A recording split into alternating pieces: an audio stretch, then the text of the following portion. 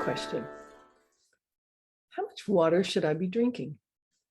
I've heard of at least 8 glasses a day. Sometimes I forget to drink all day long, and then I remember at night and drink a lot all in one go. Then I'm getting up at night to use the toilet, and I notice that my skin and my hair are increasingly dry.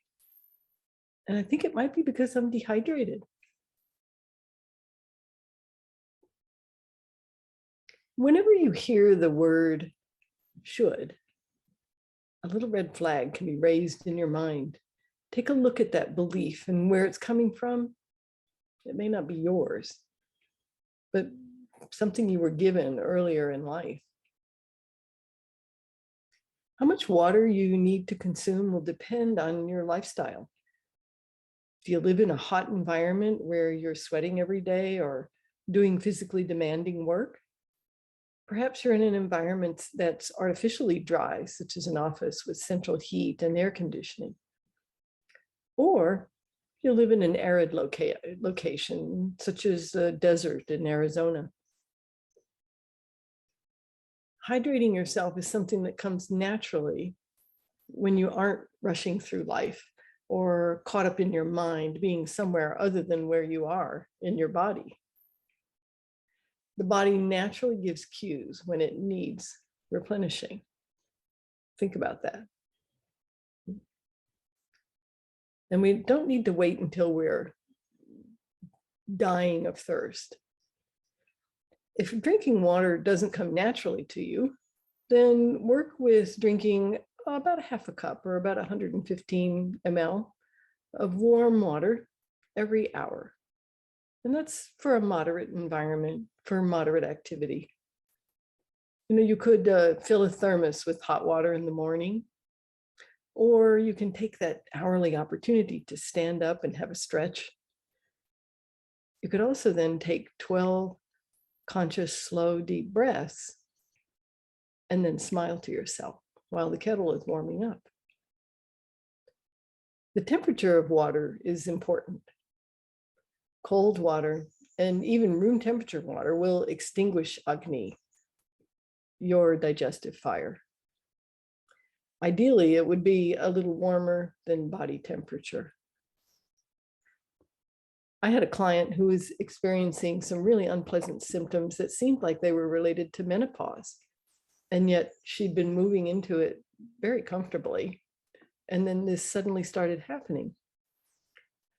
And she had a sound lifestyle and a reasonably good diet. And I kept asking a lot of questions, attempting to sort out where the issue was coming from. It just wasn't making any sense.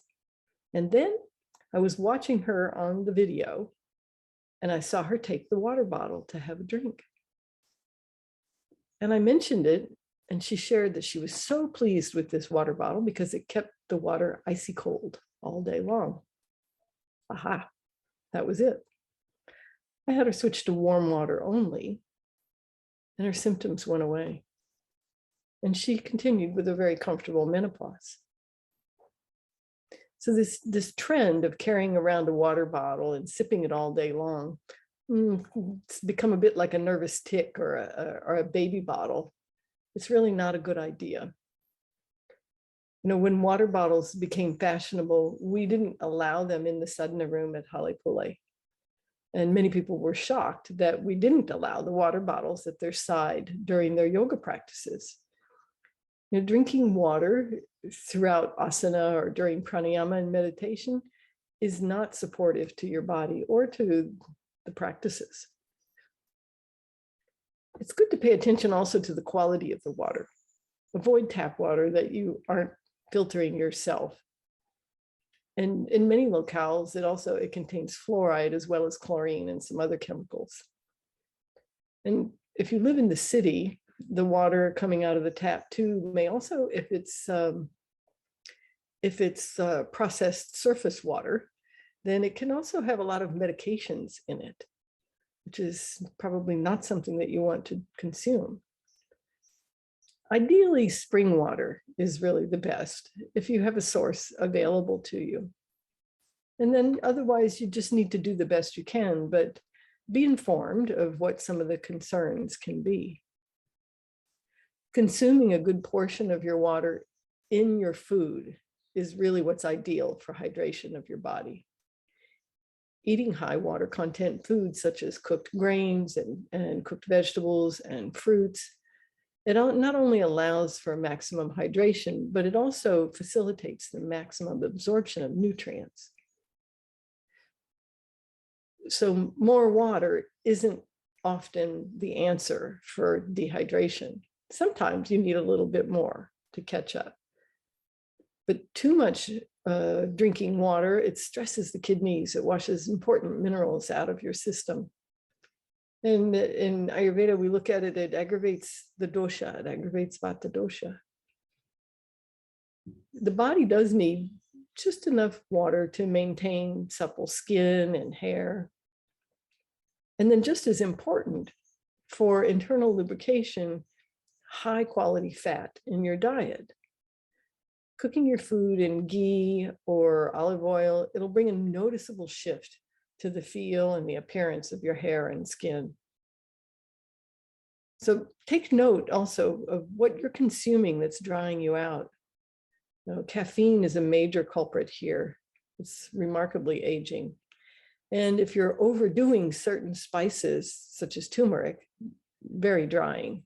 Yeah, so this can also contribute to some dehydration.